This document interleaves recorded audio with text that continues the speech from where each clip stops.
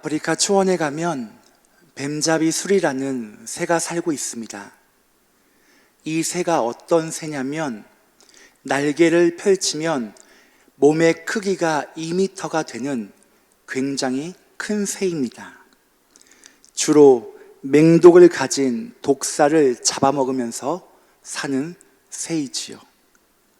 보통 독이 있는 동물을 잡아먹으려면 독에 대한 면역력이 있어야 되는데 신기하게도 뱀잡이 수리라는 이 새는 독에 대한 면역력도 없으면서 뱀을 잡아먹으며 살아가고 있습니다.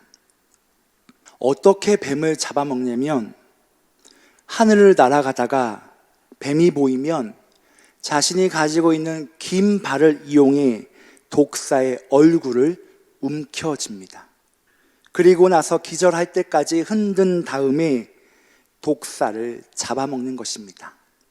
하늘을 나는 뱀잡이 수리의 날개를 보았을 때 굉장히 멋있어 보이고 또한 영리해 보이는 새이지만 실제로는 그렇지 않은 면이 많다는 것입니다. 하늘을 날다가 먹이를 발견하고 아래로 내려왔을 때 이 새가 바뀌게 됩니다.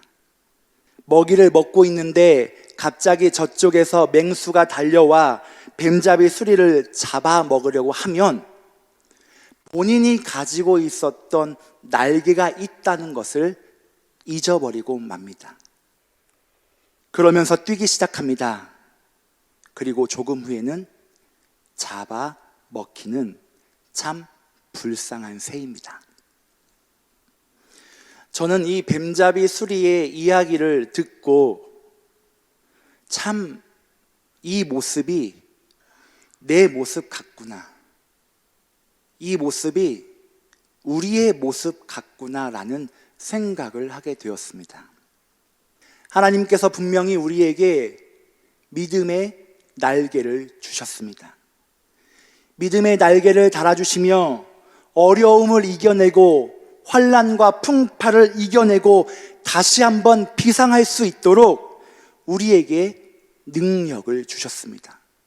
그런데 우리는 어려움을 만나면 환난과 풍파를 만나면 믿음의 날개가 있다는 것을 잊어버리고 살 때가 참 많다는 것입니다. 오늘 본문의 예수님의 제자들 역시 마찬가지였습니다. 예수님의 제자들은 문제를 만나기만 하면 믿음으로 바꿀 수 있다는 것, 믿음으로 승리할 수 있다는 그 사실을 날마다 잊으며 살았습니다. 그래서 예수님께서 제자들에게 가장 많이 했던 책망과 꾸지람 중에 하나가 믿음이 적은 자여, 믿음이 작은 자들아, 꾸중하고 책망하셨습니다. 이 말은 너희에게 믿음이 없다라는 이야기가 아니라 너희 안에 믿음이 있는데 작동하지 않는다는 이야기입니다.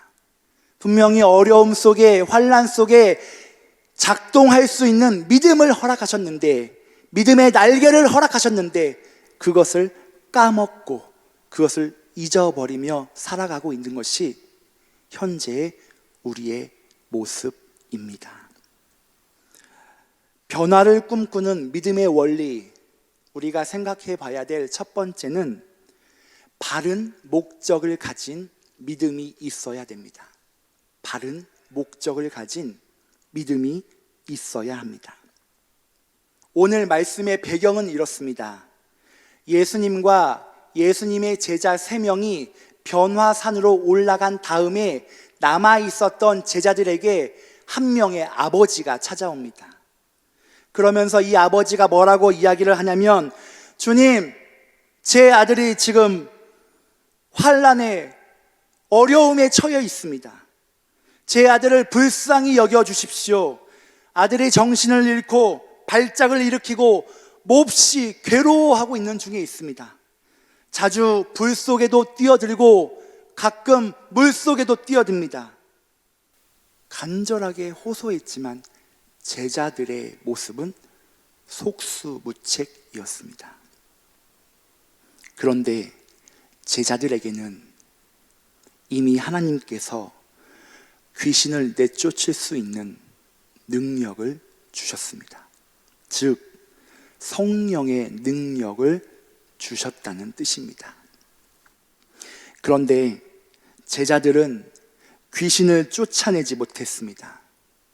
그 이유는 그들이 자신의 삶에서 역사하시는 성령님을 신뢰하지 못했기 때문에 그렇습니다.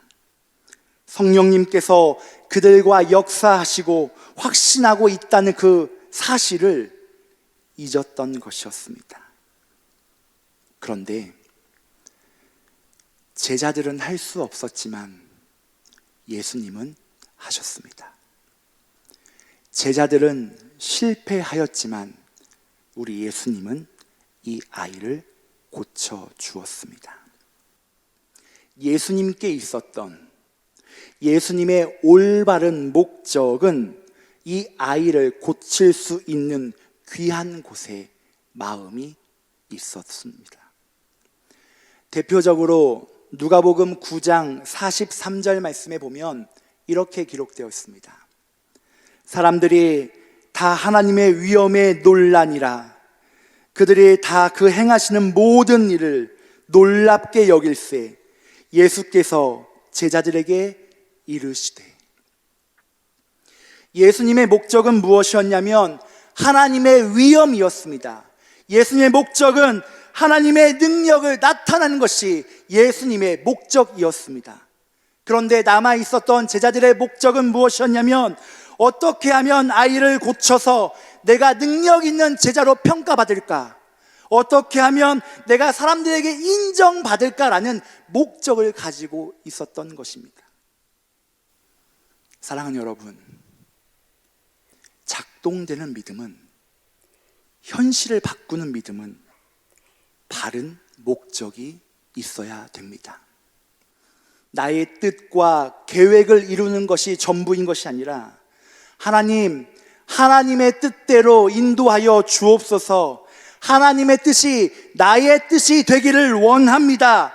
이렇게 고백하고 결단할 때 그 뜻이 이제는 하나님의 뜻이기 때문에 이루어질 수밖에 없습니다.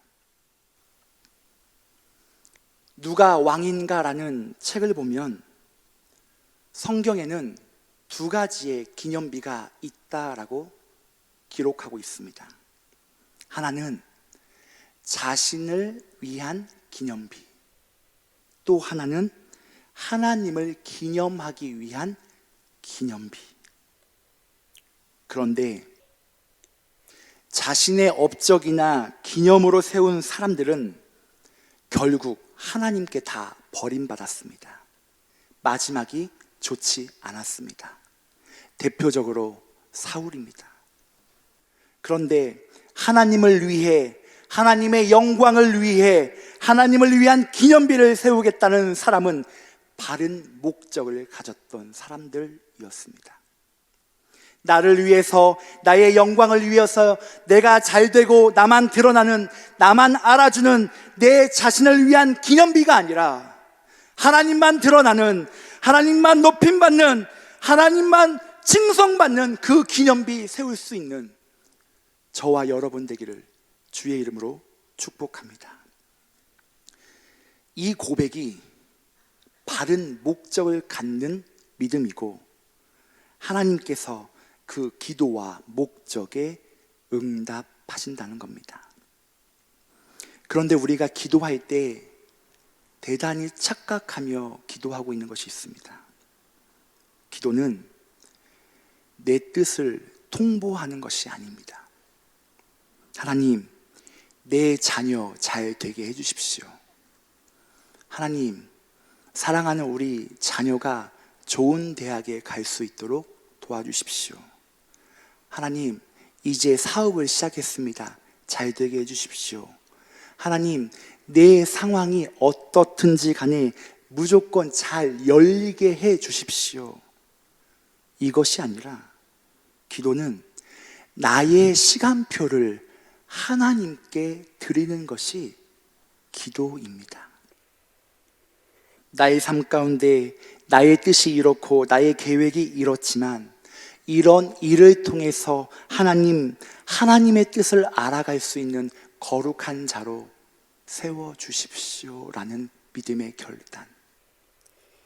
그 믿음의 결단이 우리가 바른 믿음을 갖고 바른 목적을 갖고 신앙생활 할 수 있다는 것입니다. 내 자신, 내 기도, 내 응답이 아니라 온전히 하나님을 높이고 하나님을 드러내는 것. 이것이 바로 내 자신을 위한 기념비가 아니라 하나님의 영광을 위한 기념비가 될 줄 믿습니다. 두 번째로, 변화를 꿈꾸는 믿음의 원리는 승리했던 과거를 버리는 것입니다. 승리했던 과거를 버리는 것입니다. 저는 요즘에 금요일 오전에 15명의 성도님들과 함께 여호수아 성경 공부를 시작하였습니다. 그런데 이전에도 너무나도 잘 알고 있었던 하나의 장면이 그때 공부를 하면서 제 마음속에 새롭게 정립되었습니다. 바로 여호수아에서 이스라엘이 아이성 전투에서 패배했던 것입니다. 여리고성을 공격할 때는 전적으로 하나님을 의지했습니다. 주님의 말씀을 듣고 순종했습니다. 아침 일찍 일어나서 주의 뜻을 따라 저들이 행군을 하였고 언약궤를 앞세워서 여리고성을 일주일간 돌고 마지막 날 7바퀴를 돌면서 양강나팔을 불고 승리했습니다. 그런데 이후에 아이성을 보고 돌아와 그들이 말하기를 작은 성이다 라고 이야기합니다. 그 많은 군대가 올라갈 필요가 없습니다. 한 2,000명, 아니 3,000명만 올라가면 그들을 전쟁에서 이길 수 있겠다는 생각이 그들을 실패로, 패배로 만들어 버렸습니다.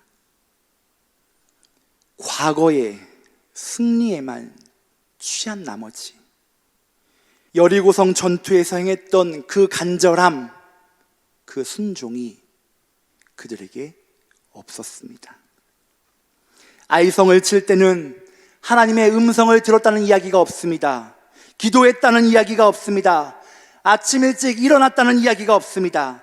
그들이 교만에 빠져서 방심하고 아이성을 우습게 여기고 하나님을 의존하지 않고 군사를 파견했다가 실패했던 것이었습니다. 제자들이 아이를 고치지 못한 이유도 여기에 있습니다. 과거의 승리, 과거의 영광, 과거에 좋았던 것을 버리지 못한 모습이 그들을 패배하게 만들었습니다.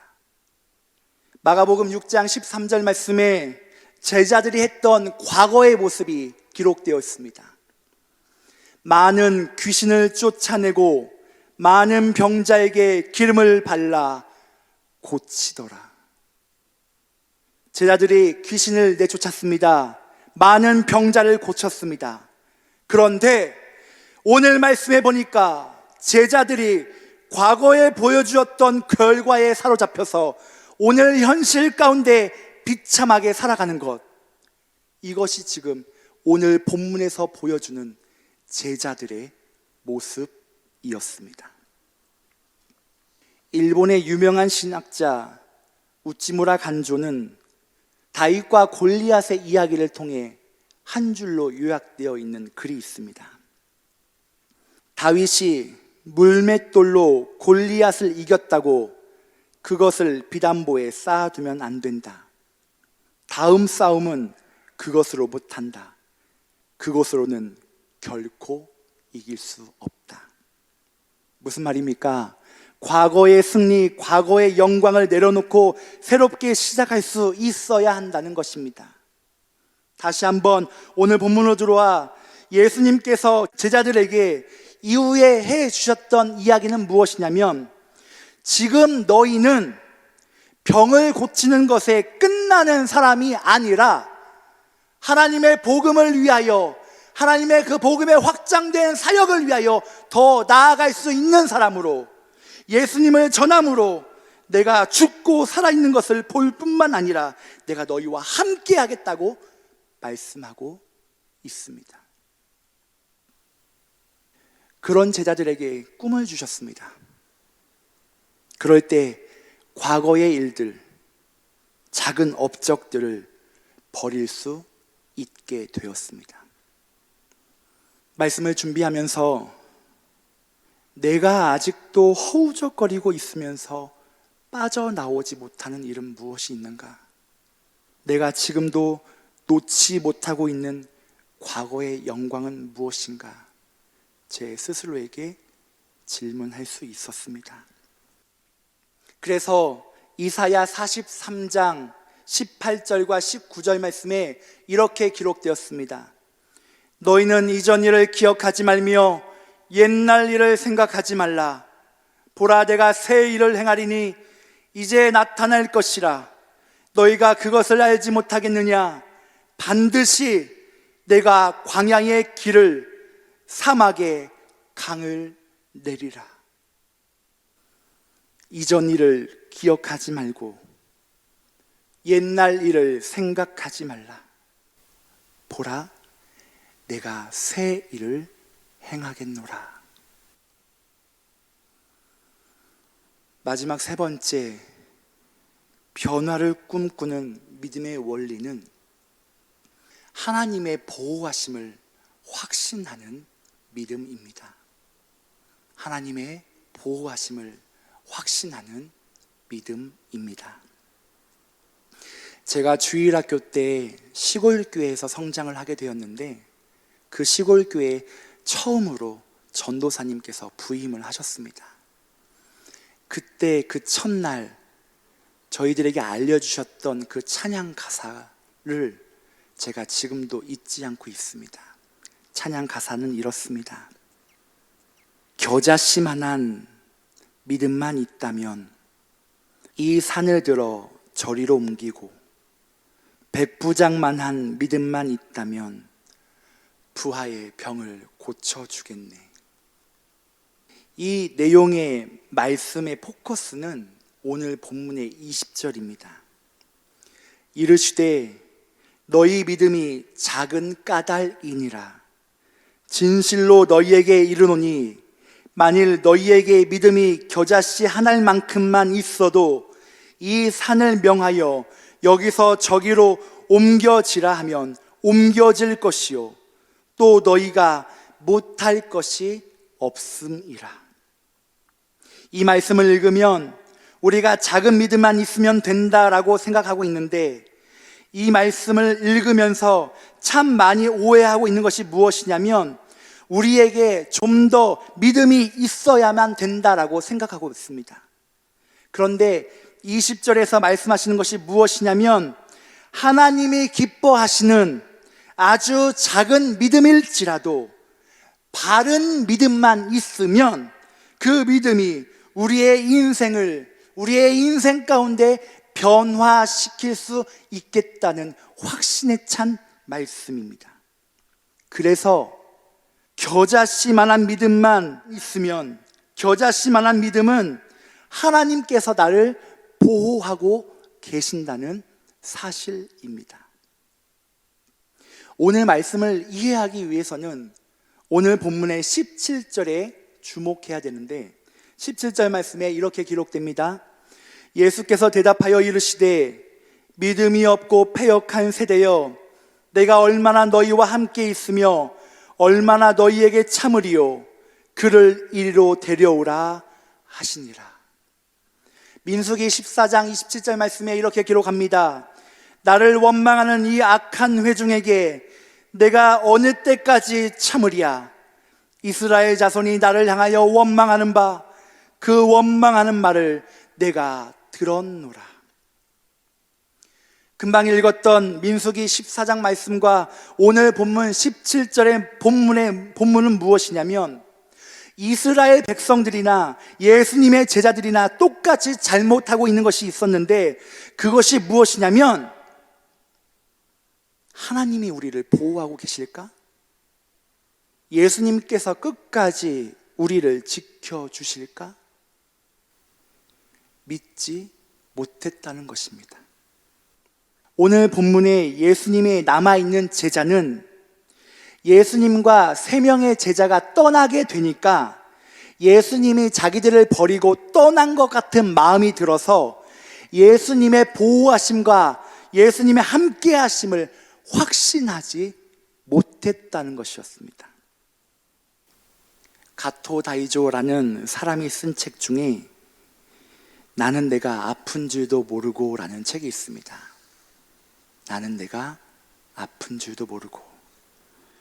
이 책을 보면 사람의 자녀에는 2종류의 인생이 있다고 소개를 하고 있습니다. 하나는 보호를 받으면서 자라는 아이, 그리고 또 하나는 학대를 받으며 무관심 속에 자라나는 아이. 보호를 받으며 자란 아이는 날마다 이렇게 고백합니다. 나는 너무 소중해. 남들이 내가 보호를 받고 자라고 있기 때문에 나에게 함부로 하지 않아. 나도 노력하면 할 수 있어. 그런데 방치하고 무관심 속에 자라는 아이는 내가 그렇지 뭐. 내가 노력해도 인생은 바뀌지 않아. 원래 인생은 불공평한 거야.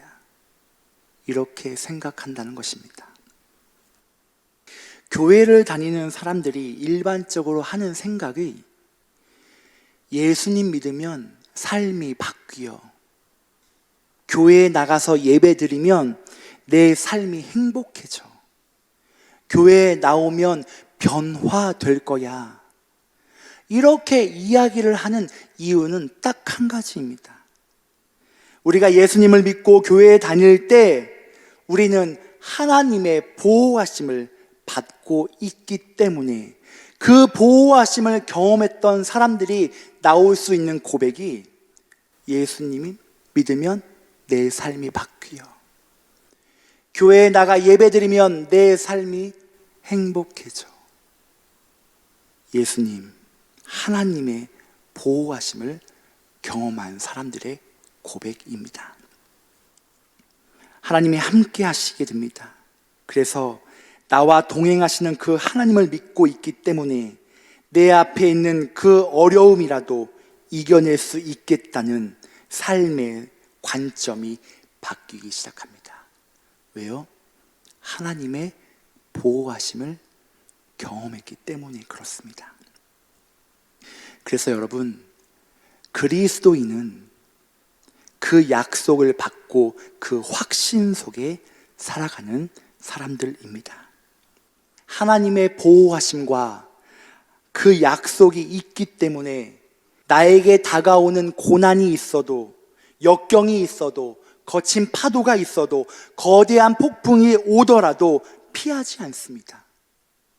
넘어짐이 있더라도 다시 일어날 수 있는 사람, 그 사람이 바로 하나님의 보호하심을 경험했던 사람들이기 때문에 그렇습니다. 사랑하는 여러분, 하나님의 보호하심을 느끼며 살아가고 계십니까? 그 보호하심 속에 나의 거룩한 목적은 주님을 향하고 있습니까? 그리스도인 된 나는 과거에만 얽매이고 있지 않은지, 아니면 지금도 부어주시는 성령 하나님의 은혜가 있는지 생각해 보시고, 날마다 믿음의 날개를 우리에게 주셨음을 잊지 않고 믿음으로 모든 것을 승리하며 살아가는 저와 여러분 되기를 주의 이름으로 축복합니다.